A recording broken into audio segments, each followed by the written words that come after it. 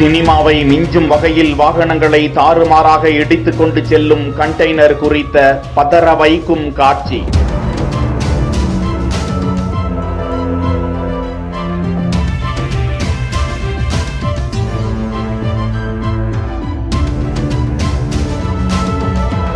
நேற்றைய தினம் வாகன சோதனையில் நாமக்கல் மாவட்டம் குமாரபாளையத்தில் போலீஸ் தடுப்பை மீறி வேகமாக வந்த கண்டெய்னர் லாரி சாலையில் செல்லும் வாகனங்களை அச்சுறுத்தும் வகையில் இடித்துக் கொண்டே செல்கிறது. கார், பைக் உள்ளிட்டவற்றை தாறுமாறாக இடித்துக் கொண்டு அதில் நூல் இழையில் உயிர் தப்பும் நபர்கள் குறித்த காட்சி வெளியிடப்பட்டிருக்கிறது. அந்த வடமாநில கொள்ளையர்கள் யார் உயிர் போனாலும் பரவாயில்லை, நாம் தப்பிக்க வேண்டும் என்ற வகையில் தாறுமாறாக அந்த வாகனத்தை ஓட்டிச் செல்லக்கூடிய காட்சியை போலீசார் வெளியிட்டுள்ளனர்.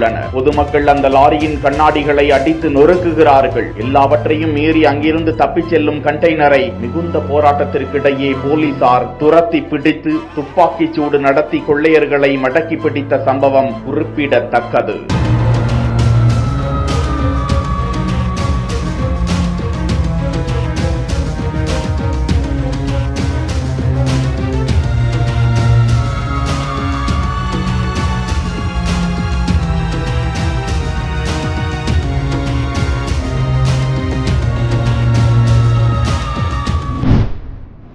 நொடிக்கு நொடி பதற வைத்த ஹரியானா கொள்ளை கும்பல். அடுத்தடுத்து வெளியாகும் அதிர்ச்சி தரக்கூடிய சிசிடிவி காட்சிகள். இவங்க ஏடிஎம் ஃபோக்கஸ் பண்ணி ஏடிஎம் பணத்துக்கு தான் இவங்களுடைய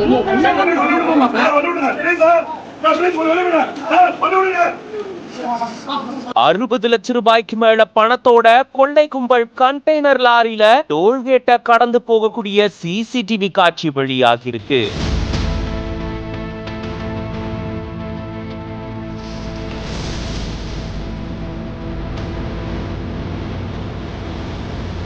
கேரள மாநிலம் திருச்சூர் பகுதியில 3 ஏடிஎம் மையங்கள்ல கிட்டத்தட்ட 60 லட்சம் ரூபாய்க்கு மேல ஹரியானா கொள்ளை கும்பல் கொள்ளையடிச்சிட்டு கண்டெய்னர் லாரியில கேரளாவிலிருந்து தமிழகத்துக்கு வந்ததா கூறப்படுது.